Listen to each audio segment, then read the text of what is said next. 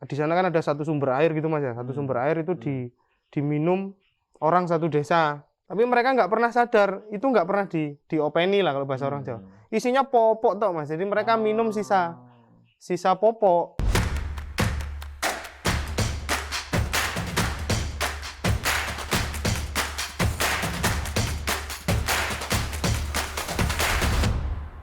Halo dulur, malam ini gue beruntung karena bisa ketemu sama kawan lama, Iya. anak muda yang luar biasa. Namanya agak susah gue ucapin. Agni Istighfar Paribrata, Iya, bener-bener ya. Apa kabar bro? Baik Mas. Terima Lama kasih nggak nih ketemu. udah jamu kita. Nah, sambil Sama-sama. ngopi-ngopi nih. Ngomong ini kopi apa ya namanya?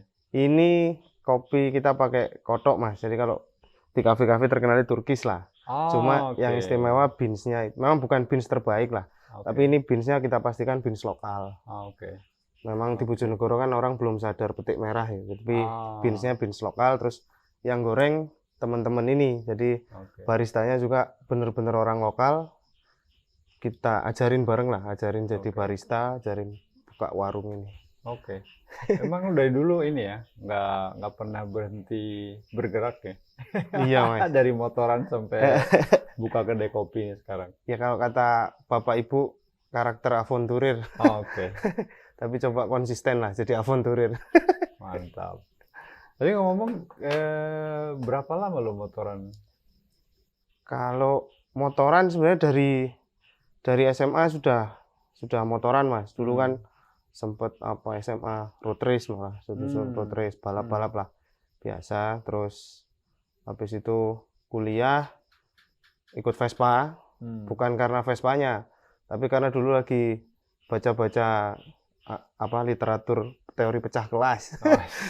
Sok-sokan masuknya kan anak Vespa karena dulu kan kulturnya masih reggae Mas. Iya. Masih reggae lah. Lah di Malang ketemulah komunitas Vespa itulah.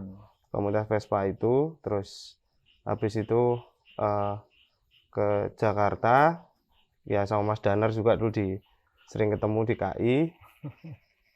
Dulu saya sering nginep di Walhi. Oke. Nah di Walhi suatu ketika diajak ketemu yang rusak hidup itu sebenarnya suatu ketika diajak launchingnya Zamrud Khatulistiwanya Mas Farid. Sama Mas Farid. Ahmad Yunus ya. Ahmad Yunus. Nah itu suatu Tanggung ketika jawab lo, Nus.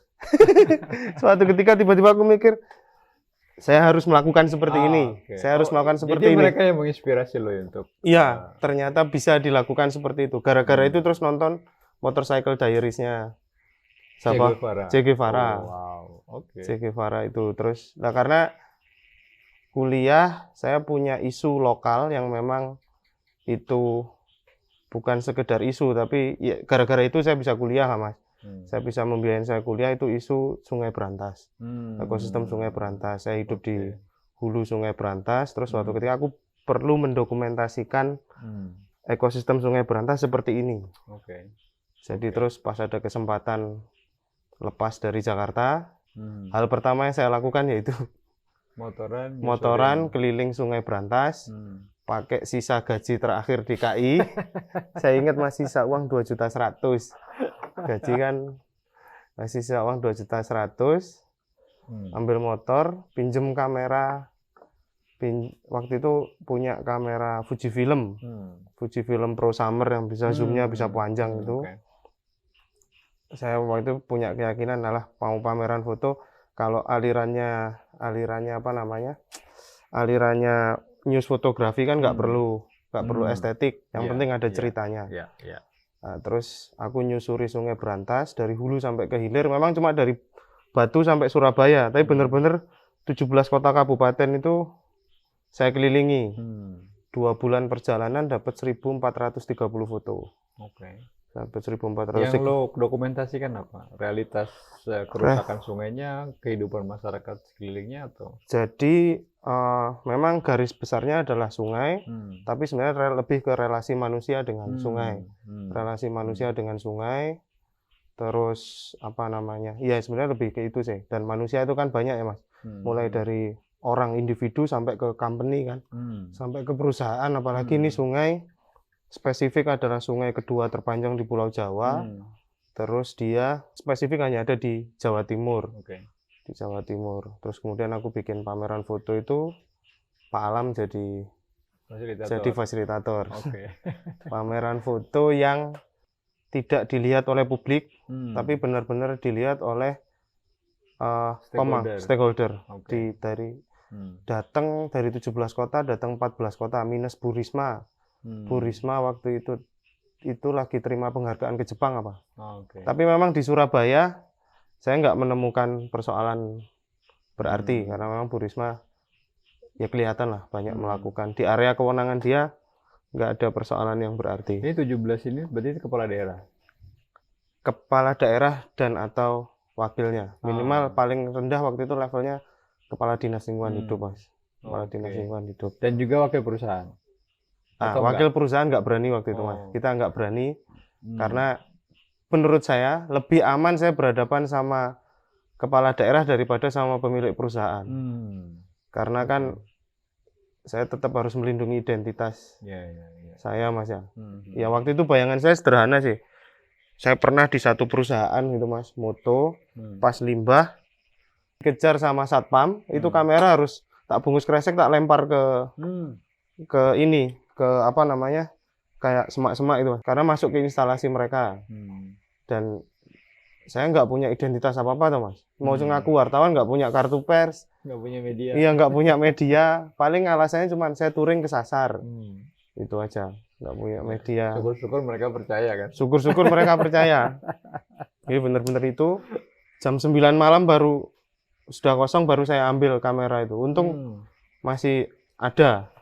Barang itu masih dan ada. Kondisinya masih baik. Masih baik. Dokumentasinya masih aman. Artinya sebetulnya dengan apa ya, satu kegiatan yang mungkin sebagian orang melihatnya seneng-seneng gitu ya, itu kan lu motoran ya, mungkin kalau dalam bahasa anak yang sering kita dengar kan touring gitu kan, tapi ternyata lu melakukan sesuatu yang sangat berhubungan dengan kehidupan masyarakat yang lu lalui. Ya memang ya itu tadi, Mas, dua referensi utama itulah si Mas Farid, terus Motorcycle Diaries. Ya Motorcycle Diaries itu orang apa ya? Ya bangsatnya di situlah.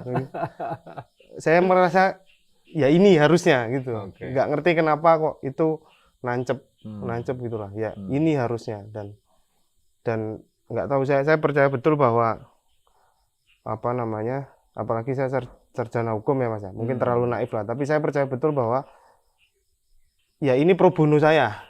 Sebagai seorang sarjana hukum ini pro bono saya. Paling gampang ya ini pro bononya lah. Kalau di pekerjaan yang lain saya dibayar, yang nggak dibayarnya mau ngapain, orang saya bukan pengacara. Ya citizen jurnalis adalah caranya. Saya pikir sesederhana itulah, Mas. Citizen jurnalis adalah caranya. Yang waktu kasus Sungai Berantas itu lu menggunakan foto untuk ngomong, untuk speak up. Untuk speak up, untuk menyajikan data, fakta gitu. Iya, betul. Cuma memang pertanyaan berikutnya adalah, terus follow up-nya apa? Saya pikir ketika saya dalami lagi, ya ini harusnya ada basis teorinya lah, waktu itu saya mikir gitu.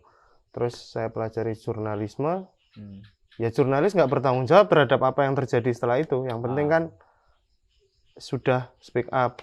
Dan kenapa saya tetap harus melakukan, ya karena memang belum ada media yang melakukan itu. Dan latar belakang ilmu hukum lo kemudian dan juga di LSM. Iya Mas, dulu di LSM ya kadang ngerasanya gitu.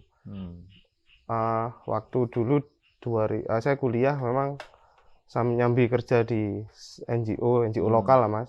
Tapi lumayan lah, si sponsornya sekelas USAID. Tapi menurut saya keluar uang banyak tapi ya nggak jadi apa-apa karena pendekatannya kan program ya, pendekatannya kan pendekatannya proyek. Apa yang bisa dilakukan, nggak ada banyak perubahan. Sampai hari ini pun tanaman saya masih ada, ya persoalannya masih ada juga. Saya pikir apa yang bisa dilakukan dengan segala keterbatasan itu. Dan ya memang saya lagi ada keluangan waktu, ada sedikit biaya, dan saya memang separuh desperate, Mas. Waktu itu lepas dari kantor kan 3 bulan pertama semangat, kayak orang, rasanya kayak orang liburan. Begitu 4 bulan Tiap pagi orang rumah berangkat ke kantor kan saya kayak orang Ngapain? useless Mas, Iya, ngapain ya? iya, iya. Udahlah saya jalan untuk isu itu, Hmm. untuk isu itu Dan terus itu keterusan. Artinya keterusan. setelah berantas ada Hmm. petualangan lain lagi. Nah, ini yang saya nggak planning sebenarnya Mas. Hmm. Pikir saya sekali jadilah, Hmm. sekali jadi selesai. Ternyata tanpa saya duga dari pameran foto yang pertama saja Hmm. ada apresiasi datang, apresiasi dari banyak orang. Karena Oke. waktu itu saya lewat situ kan akhirnya dari apa ya Mas? Awalnya kan aku motor ya lingkunganku cuma Vespa aja. Hmm.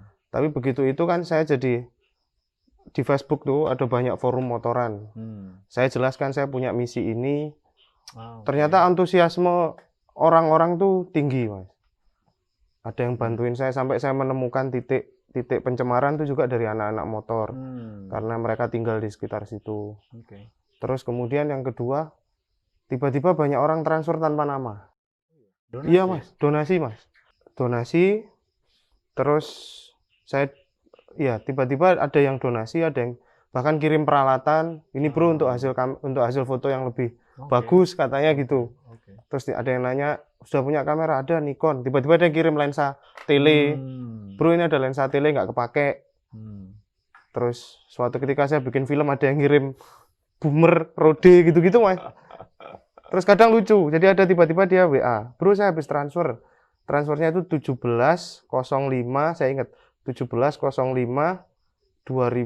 2016. Apa ini Om? Saya lagi ulang tahun. Itu tanggal ulang tahun saya. Dia transfer 17 juta. Itu Mas, nominalnya. Terus Om, ini saya tulis apa? Ya enggak apa-apa, pakai aja. Saya nggak tahu motifnya apa ya Mas. Sampai hari ini pun saya masih bertanya motifnya apa. Cuma ya menurut saya akhirnya jadi kayak ada tanggung jawab sendiri kan Mas. Oke. Dari awal itu aja yang macam-macam begitu ada kalau 30-an juta kali Mas. Ada 30-an juta lah. Padahal ekspedisinya cuma habis uang 2.100.000. Itu pun sisa gaji. Sisa gaji Mas. Baliknya 30 juta.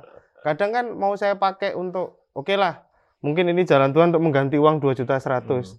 Nah, tapi yang sisa 28 juta mau diapain? Iya. Akhirnya kan saya harus jalan lagi. Karena kan ada menurut saya ada ekspektasi yang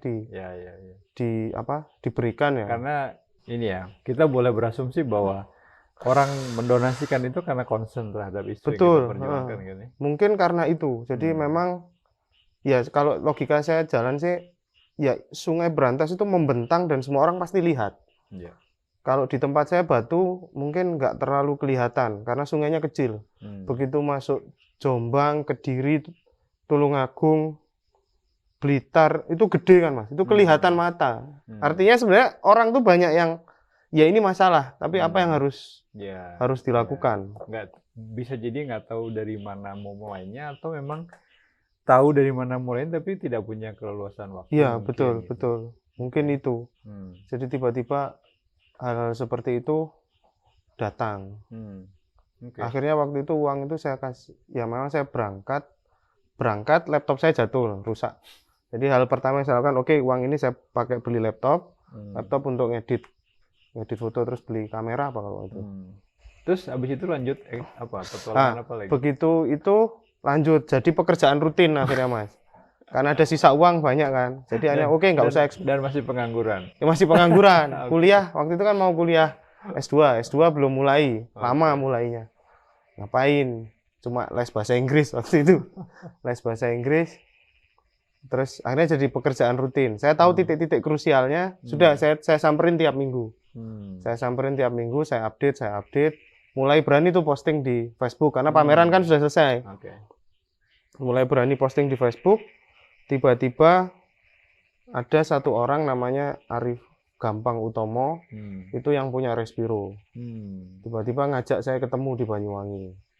Oke, saya ajak ketemu. Dan itu lo nggak pernah duga Enggak sebelumnya? Mas. Enggak. Dia terus ngajak ketemu, saya Arif yang punya. Siapa Arif? Saya yang punya Respiro. Iya. Terus saya datang, ngobrol gini. Tapi lucu waktu itu, pertanyaan. Saya pikir saya bawa, mungkin dia mau nyeponsorin lah. Mungkin ya oke lah, mungkin mau nyeponsorin. Dia pertanyaan pertama adalah, kenapa nggak kamu posting sama motornya? Ya karena saya bukan anak motor. Saya merasa saya bukan anak motor. Anak motor yang lagi touring. Saya bukan anak motor yang lagi touring. Saya lagi motret.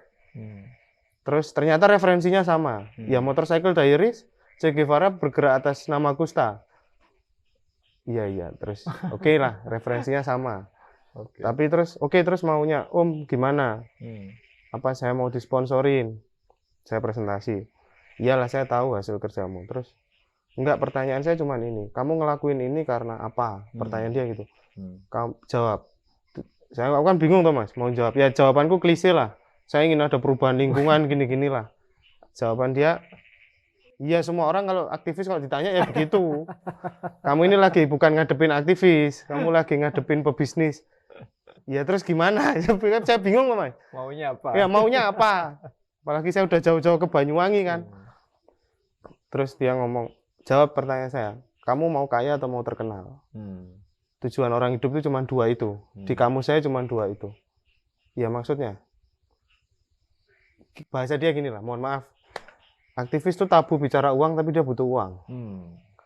Akhirnya di belakang hari saya jadi sadar namanya resilient kan, daya lenting. Atau kamu mau terkenal, kamu mau jadi expert di wilayah itu. Saya pikir mau terkenal orang identitas saja saya sembunyiin gitu Mas. Maksudku risiko untuk melakukan itu ada. Di tengah jalan orang perusahaan suruh supir truk nabrak saya, selesai tuh Mas. Suruh supir nabrak aku, selesai. Oke, saya butuh uang. Uang untuk apa? Ya untuk melakukan supaya ke depan kalau misalnya ini jadi movement lebih mudah. Buat saya jadi lebih mudah. Oke, sekarang coba kamu bikin sesuatu yang kemudian itu bisa datengin uang. Bahasa dia gitu. Pertama adalah kamu bikin brand. Kemudian yang kedua, kamu fixkan produkmu. Jadi saya di treatment bener-bener kayak orang bisnis. Ya menurut saya itu sesuatu yang baru. Sosial, tapi saya di treatment kayak orang lagi berbisnis. Treatment donor aja nggak kayak gitu, gitu Mas. Kan maksudku kan gitu toh. Donor ngomong sustain, tapi kan bukan begitu. Endingnya biaya berapa biaya produksimu gitu. Ini enggak. Dan kamu harus presentasi ke saya. Itu pengalaman paling kurang ajar menurut saya. Apa terus saya pikir. Long story short itu terus akhirnya saya bikin media. Saya bikin majalah. Saya bikin majalah Majalah ini gratis karena tujuan saya untuk sosial. Ini yang dimau brand. Kita bisa naruh ruang. Ya tapi kan majalah ini nggak akan seterkenal majalah-majalah otomotif. Ada dua nih, hard selling, soft selling. Ada product image, ada branding image. Kalau brand saya masuk ke kamu, maka brand saya pro lingkungan. Kamu jadi itu aja. Ada mass market, ada niche market. Saya kenal istilah-istilah itu ya dari dia itu. Akhirnya jadilah notjustright.com. Akhirnya jadi .com. Jadi belum cuma .com itu terakhir. Jadi dia ini bentuknya majalah digital. Majalah digital. Majalah digital sama waktu itu belum populer YouTube kan, masih fanpage ya Mas. Masih Facebook. Fanpage. Masih Facebook fanpage. Terus itu kok dilalahnya itu linear sama suatu ketika ya Mas Danar juga kan ngasih kerjaan jadi editor anotasi undang-undang desa. Saya pikir yang edit orang yang saya edit ini ahli semua, apa ya saya edit. Mau ngomong memori vantuliting, teman-teman baca itu lebih detail daripada saya. Saya pikir saya perlu pengalaman praktek. Akhirnya lahirlah ekspedisi kedua, namanya South Coast Expedition. South Coast Expedition yang keluar keluar itu hanya video branding Respiro dan segala sponsornya itu. Tapi kontennya untuk makanan saya risetnya itu aja. Karena waktu itu saya ngerasa ini jelas ada konflik residu kewenangan undang-undang desa lahir. Ini kalau di luar Jawa nggak ada masalah. Tapi di Jawa jelas ada konflik sama perhutani. Saya perlu tahu itu lebih lebih dalam. Konflik agraria lah ya. Konflik agraria. Jadi saya perlu melakukan itu, honor saya editor utuh, tapi perjalanan saya dibiayai sponsor. Enak bener hidup. Dari Banyuwangi sampai ke Pangandaran, Mas. 3 bulan. Dan Habis itu tetap motoran? tetap motoran, Oke. habis 50 juta. Oke. Berantas itu saya cuman sendirian. South Coast Expedition itu saya punya tim 6 orang dan saya gaji semua. Oh. Makanya habisnya tetap 50 itu, Mas. Oke. Dan itu enam-enamnya motoran semua? Motoran semua. Oke. Ada yang tugasnya bagian masak, diriin tenda. Ah. Ada yang ini artisnya saya. Ada yang jadi enak sudah, saya motoran, ada yang ngambil gambar dari sana, ada yang dari sini. Oke. Itu dan sebagian ada yang Oh, nulis. kalau ini dokumentasinya sudah mulai audiovisual? Sudah, Mas. Oh, oke. Karena permintaannya sudah begitu. Hmm. Permintaannya begitu. Bisa nggak bikin video? Hmm. Bisa. Terus dia itu memang untuk di waktu itu sebagian brand tuh minta untuk ditampilkan di toko-toko mereka. Hmm. Jadi bukan di YouTube baru terakhir-terakhir itu, Mas. Hmm. Tapi waktu itu untuk ditampilkan, fotonya ditampilkan di toko mereka. Udah. Oke. Laporannya saya, ya insight buat saya kan laporan tadi konflik dan sebagainya. Nah, itu apa yang lo temukan secara umum? Dalam satu perjalanan itu kan saya berhipotesa bahwa ini pasti ada konflik sama perhutani. Benar, dari Banyuwangi sampai Pangandaran saya nemu 13 kasus yang sedang berjalan. 13 kasus yang sedang berjalan. Ada, jadi lagi hype-hypenya pariwisata. Oke. Undang-undang desa membolehkan orang untuk desa untuk mengelola sumber daya alam. Iya. Dia merasa hutan itu area dia, apalagi di daerah pesisir. Ada lagi undang-undang kelautan, dinas kelautan juga merasa itu area mereka. 100 meter dari titik pasang tertinggi adalah area mereka, sehingga warga didorong untuk, warga sendiri sudah melihat itu sebagai peluang bisnis, sama dinas didorong lagi. Perhutani kebakaran jenggot, semua dilaporkan ke polisi. Dinas angkat tangan, bukan kami yang suruh. Artinya akhirnya dengan situasi seperti itu warga langsung berhadapan dengan Langsung berhadapan penegak hukum, dengan aparat penegak hukum. Dia ngelaporin perhutani. Di masyarakat juga kan dari dulu split ya, dari PHBM itu kan lahir namanya kelompok lembaga masyarakat desa hutan. Yang seperti tentara kenil di di antara hidup di antara pribumi begitu, Mas. Jadi konfliknya rumit tapi tipikal. Sepanjang kasus itu tipikal. Modelnya begitu semua. Modelnya begitu semua. Terus selesai itu, selesai juga tanggung jawab saya ke sponsor, saya presentasi film tuh di mana, Mas, di Jawa Barat pokoknya, kebun-kebun teh gitu loh, saya lupa. Itu terus saya presentasi ke situ, semakin banyak teman-teman motor yang interest. Ke siapa? Waktu itu ada acara namanya Nusantara Day. Oh, Nusantara itu. Nusantara Day. Kalau nggak salah ada 2000 motoris. Ya, bahasa mereka kan motoris. Motoris yang ngumpul, terus saya present hasilnya itu. Present videonya sebenarnya bukan present hasil ininya, hasil risetnya. Karena mungkin sebagian besar nggak. Ya nggak connect lah mereka. Tapi saya sederhanakan gitu. Ya tetap saya selip-selipi gitu. Tetap saya selip-selipi. Semakin banyak yang interest sampai mereka mau ikut itu. Akhirnya saya tiap bulan dulu bikin event namanya Earth Rally. Jadi ngikut saya di jalur-jalur yang tadi itu tiap orang bayar 50.000. Oke. Earth Rally 50.000 itu untuk donasi jadinya. Meskipun karitatif ya, Mas. Kayak nanam pohon lah gitu-gitu. Tapi yang penting aware lah. Berbuat sesuatu. Ya, berbuat sesuatu. Earth Rally. Itu terus hasil apa? Nah, kemudian di sisi isunya, waktu itu kira-kira per bulan saya ada pemasukan 3.800.000 lah, Mas. Rutin. Saya mikir nih, saya nggak perlu kerja ini sebenarnya. Bujangan cukup lah hidup di Malang, Mas. Gaji di Jakarta segitu juga sama aja tuh. Lebih gede 800. Tapi biaya hidupnya jauh lebih murah di sini, Mas. Saya mikir, saya bisa melakukan sesuatu ini. Apa yang bisa saya lakukan? Udahlah, advokasi.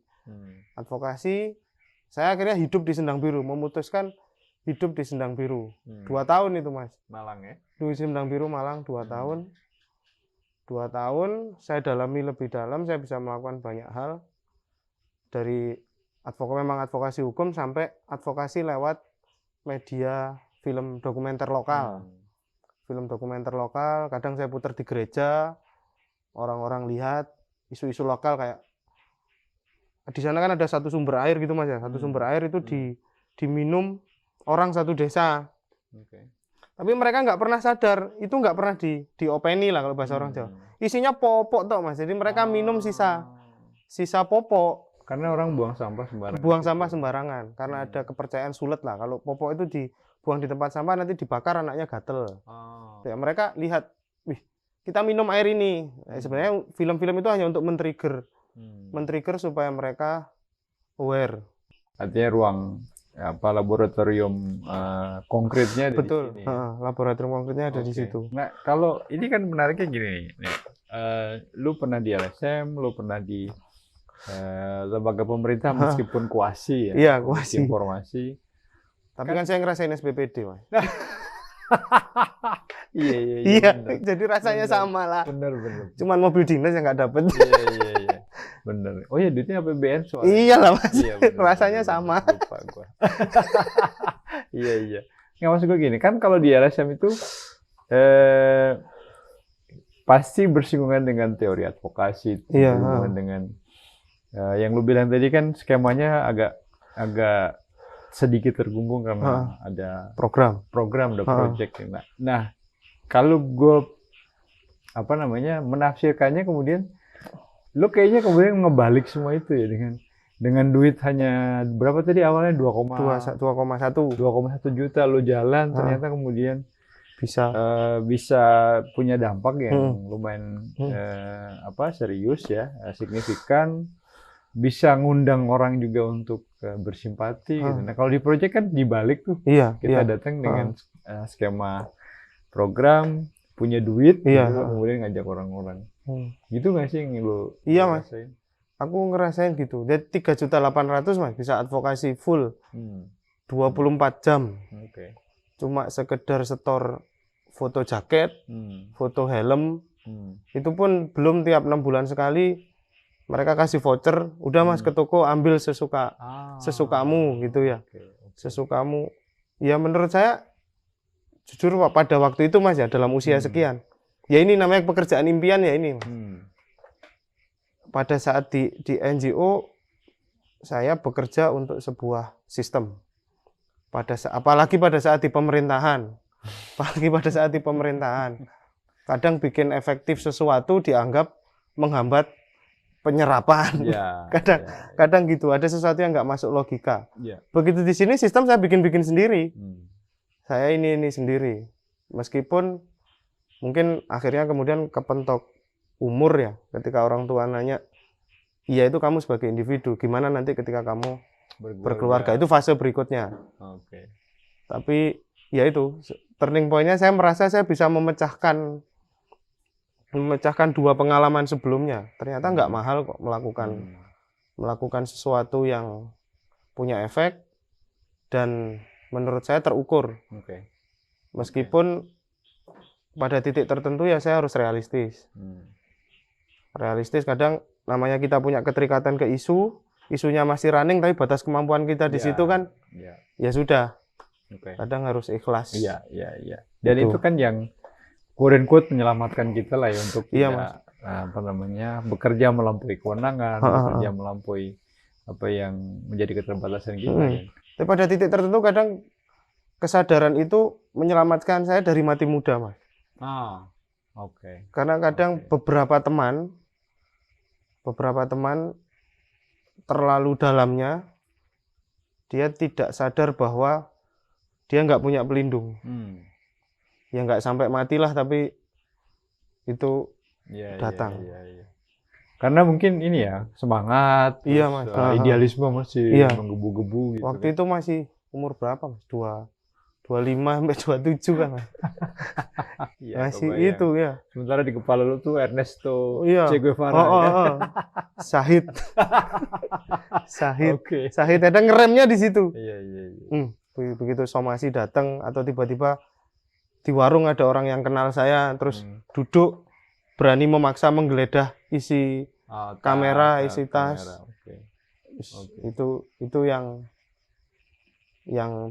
bikin ini juga akhirnya oke ada rem Oke. ada batasan. Nah, dengan pengalaman lu itu agak ini sedikit ya, kita ngobrolnya agak sok filosofis Iya. sedikit lah gitu. Gimana lu ngeliat ke Indonesia dan keindonesiaan? Indonesia dan keindonesiaan. Nantinya kan sebetulnya kalau gue gini, gue yakin kalau banyak anak muda kayak lu gitu yang dengan apa namanya hobinya, lalu kemudian bisa berbuat sesuatu, dan gue yakin dosanya banyak banget kan sebetulnya. Banyak mas.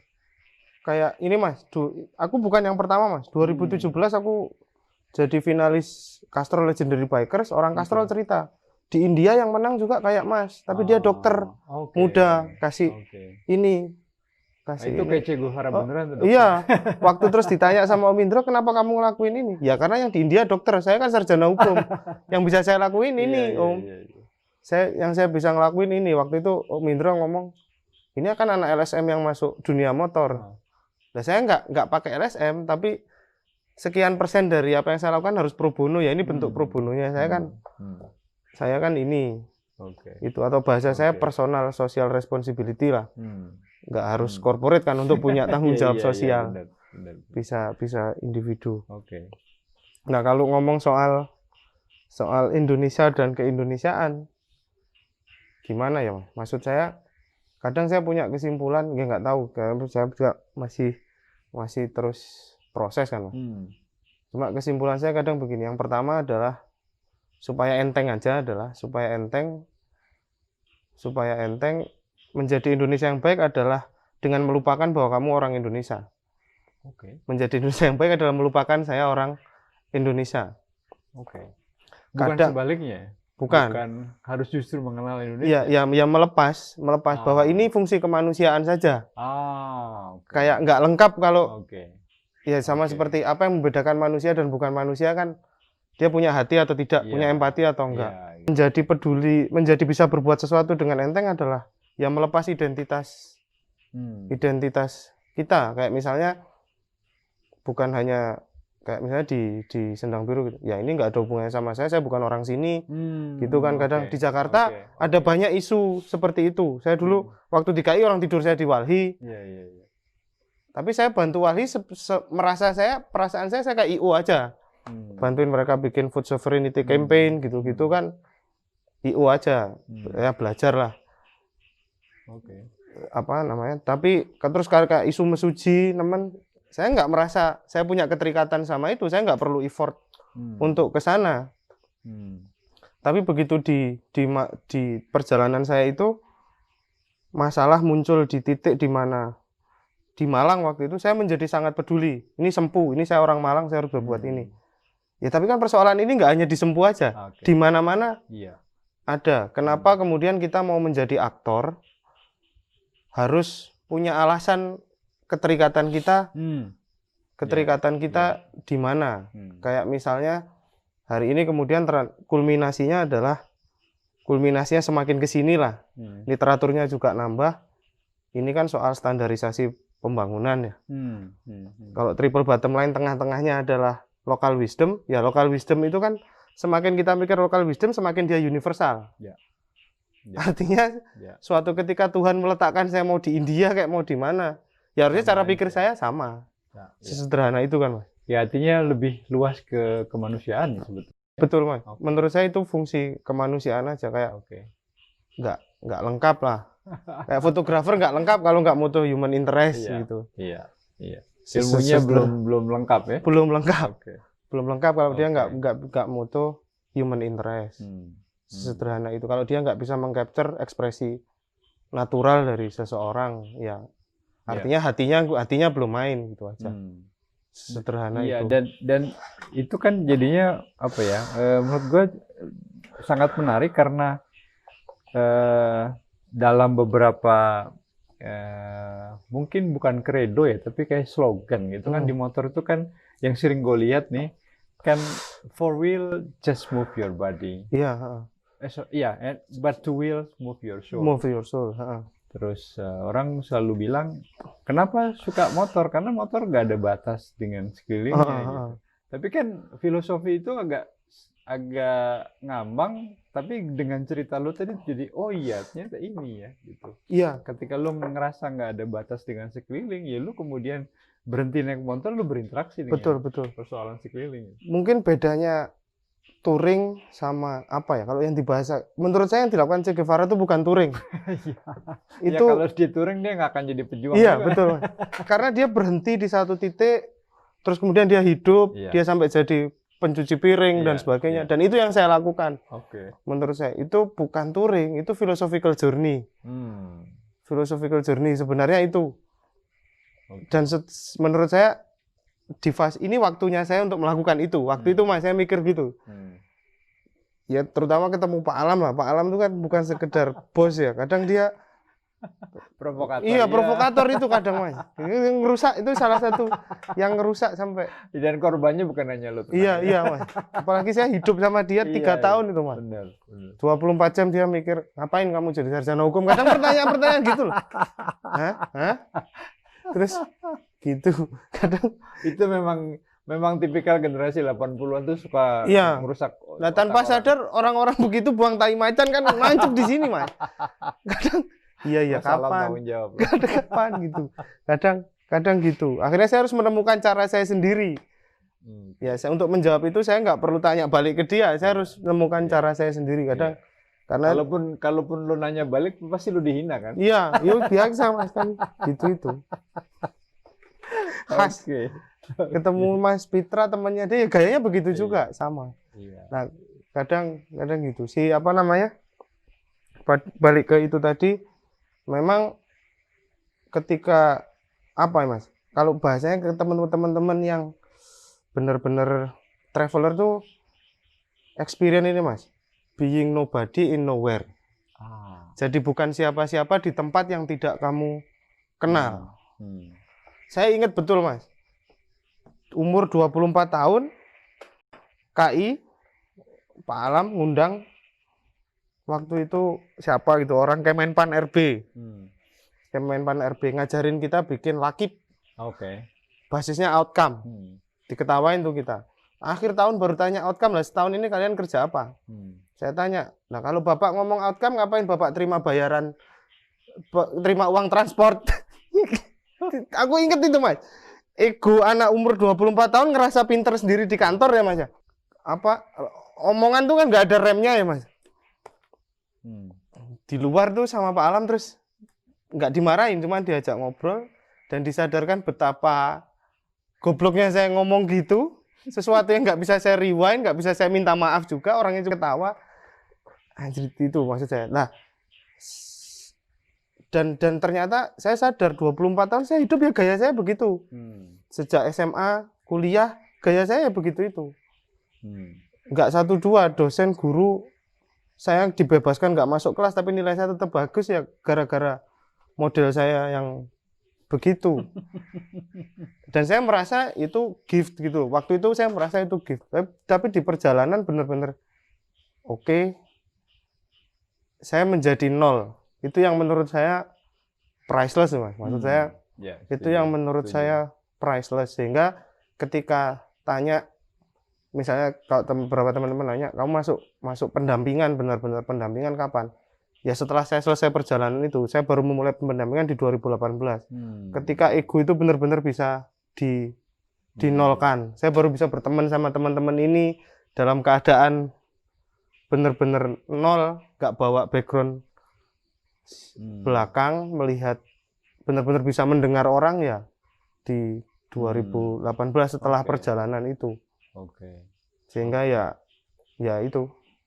Gue jadi ingat ini lakon wayangnya Bima mencari air suci ya. Oh iya, ketemu siapa? Ketemu dirinya sendiri. Iya Mas. Nah kalau nanya mimpi apa yang belum bisa lo kerjakan atau lo pengen lakukan apa nih? Nah kalau itu agak panjang Mas. Karena kebetulan gini Mas. Dilalahnya ya saya pada saat melakukan itu Mas. Saya menyadari bahwa mohon maaf saya indigo Mas. Ternyata saya itu indigo. Tapi indigo ini kalau perlu saya jelaskan bukan orang anak muda, bukan orang yang bisa melihat setan. Tapi indigo itu ternyata adalah orang yang merasa terlahir untuk sesuatu. Sehingga dia selalu, makanya kenapa anak indigo nggak bisa straight pada aturan, karena dia pasti mencari sebenarnya saya ngapain, saya harus ngapain, saya harus ngapain lah. Di 2015 sampai 2000 sampai hari ini pun itu ada turning point, hidup saya itu seperti berubah. Jadi ada banyak kejadian kebetulan yang mempertemukan saya dengan orang ini terus nyambung begitu sampai saya punya kesimpulan, ya sudah, bahasanya kalau dalam bahasa saya dan teman-teman yang lain, ini bagian dari ngelakoni. Sehingga saya tidak boleh menetapkan target. Ya wis, kita Jalanin ini cuma aja. wayang, iya. Kita ini cuma wayang. Kamu hanya boleh memegang prinsip, tapi nggak boleh menetapkan target. Karena kalau di rewind ada banyak kekeliruan terjadi karena kita menetapkan target. Karena kita menetapkan target. Ya ternyata saya terus dilempar ke sini. Dari 2015 itu bahkan kalau bisa saya simpulkan 2015 ke 2018 Mas, intensitas saya dilempar keliling Indonesia itu lebih sering daripada saat saya kerja di KI. Padahal mestinya di KI lah ada fasilitas. Iya, orang ada keliling, perjalanan kan? itu Mas. Iya. Ternyata enggak. Saya pertama kali menjejakkan kaki ke tanah Papua ya setelah lepas dari KI dan itu kebetulan gitu Mas. Jadi ya sudah, percaya atau tidak, toh akhirnya kan PR-nya jadi begini. Oke, ini logis apa enggak? Ini logis atau enggak, atau ternyata saya terjebak ke intuisi palsu. Toh kalau di grounded reset kalau ternyata kan ada metodenya. Kalau di grounded reset itu kan irasional adalah rasionalitas baru. Meskipun statusnya adalah data sekunder. Dia adalah petunjuk bukan bukti. Dia adalah petunjuk bukan bukti. Ya sudah, pegangan saya tinggal itu aja. Dan di banyak perjalanan saya begitu ceritanya. Begitu ceritanya, saya coba, kadang kala saya coba untuk bukukan pun nggak tahu bagaimana cara kerjanya. Tulisan jadi itu hilang, atau saya bikin jadi apa, ya sudah, itu pokok kamu konsumsi sendiri. Tapi yang jelas, kalau Mas Daner tanya itu enteng. Yang berat itu kalau orang tua saya nanya, terus 5-10 tahun lagi kamu mau jadi apa? Ya jawaban saya persis ke sampean, meskipun akhirnya Bapak Ibu ya harus nangis ya. Karena kan itu enggak, ya mungkin orang tua kan Mas kan mikirnya kosmologinya beda, iya, kosmologi pikirnya. Piye beda. terus anak. Bapak saya yang bisa memahami. Ya saya cuma pasrah Bu. Pokok yang penting jadi manfaat. Jadi yang penting ada peran, ya sudah, gitu aja. Dan bermanfaat buat orang lain. Iya, mudah-mudahan begitu. Mudah-mudahan begitu.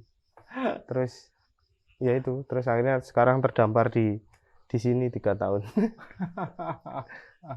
Tapi tetap melakukan sesuatu bareng sama penduduk kampung, sama anak muda ya, gitu kan ya. Saya nikmati Mas prosesnya. Ya. Dan alhamdulillah saya dapat istri juga support. Anak muda 7 tahun di bawah saya, tapi cara berpikirnya juga berbeda, nyambung. Dia bisa ngikutin, dia bisa bantuin, ya sudah. Mungkin apa ya, standar pencapaiannya akan berbeda dengan orang lain, tapi kan hidup nggak perlu dikomparasi. Oh iya, benar. Sesimpel itu teman. Hidup nggak perlu dikomparasi. Apalagi kalau standar keberhasilannya materi itu kan nggak menarik sama sekali. Iya, nggak perlu dikomparasi itu. Iya, kita yang bisa mendefinisikan kehidupan kita sendiri. Kadang gitu. Ya cuma di beberapa teman memang masih mau jadi aneh kamu sekarang. Ya sudah, mau gimana lagi, saya mau menjelaskan juga bingung. Tapi yang jelas nggak perlu juga dijelasin. Yang jelas dari 2015, seandainya pun ini kecelakaan, saya jelas yang saya ikuti adalah ada strong will lah di hati, yang saya nggak bisa menolak itu, dan saya melakukan itu. Dan itu menjadikan hari ini mau dianggap berhasil enggak, ya sudah. Kadang kan gitu, Pokoknya bahkan jalan terus, maju terus, iya, berbuat terus gitu. iya Mas. Oke, Sesimpel itulah. sip, sip. Terima Ah, kasih banyak. sama-sama, Ini ya. Mas. Ini obrolannya menarik, Gua belajar banyak dari Hmm, beberapa hal tadi, terutama apa namanya pengalaman pribadi lu, iya. internalisasi spiritualitas lah kalau boleh gue bilang begitu. Kopinya juga mantap, jadi mudah-mudahan kita bisa nyambung lagi nih ngobrol-ngobrol. Tapi pertanyaan terakhir Mas, Tigermu masih ada Mas? Masih, kalau itu Oh, masih. itu mantap. Itu nggak akan gue lepas. Aku beli motor Tiger gara-gara kamu loh. Oh gitu ya. Gara-gara kamu Mas. Aku beli motor Tiger, aku ingat Mas, motor Tiger sepatu boot segini itu. Yang mesti kamu bawa kemana-mana itu aku beli gara-gara Iya, kamu. siap. Dulu pada saat Respiro ngomong kamu harus jadi bikers, oke. Prototype bikers itu seperti apa? Aku membayangkan gitu Mas. Oke, Mas Danar. Itu salah. Tiger sama box Givi yang di tengah Iya, gede iya, itu. iya, iya, iya. Yang mesti kamu tenteng-tenteng. Oke, Iya. identitas biker tuh begitu. Enggak, sebetulnya itu kan karena di Jakarta naruh laptop, naruh jas hujan kan yang butuh itu ya. Iya, aku jadi begitu. Karena kan dulu kan di Vespa kan anak Vespa anak motor yang nggak punya standar apparel loh.